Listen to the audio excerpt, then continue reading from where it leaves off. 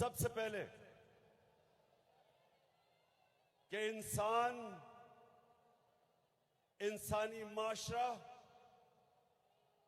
जानवर और जानवरों के माशरे में सबसे बड़ा फर्क क्या होता है? क्या होता है? इंसाफ। जानवरों के माशरे में इंसाफ नहीं होता। ताकतवर का कानून चलता है। इंसाफ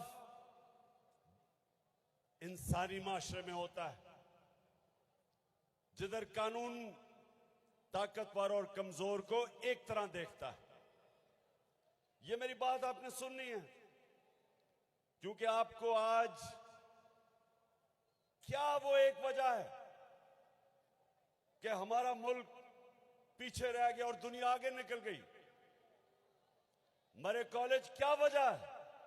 क्योंकि हमारे मुल्क में इंसाफ नहीं आया। ताकत की हुक्मरानी है।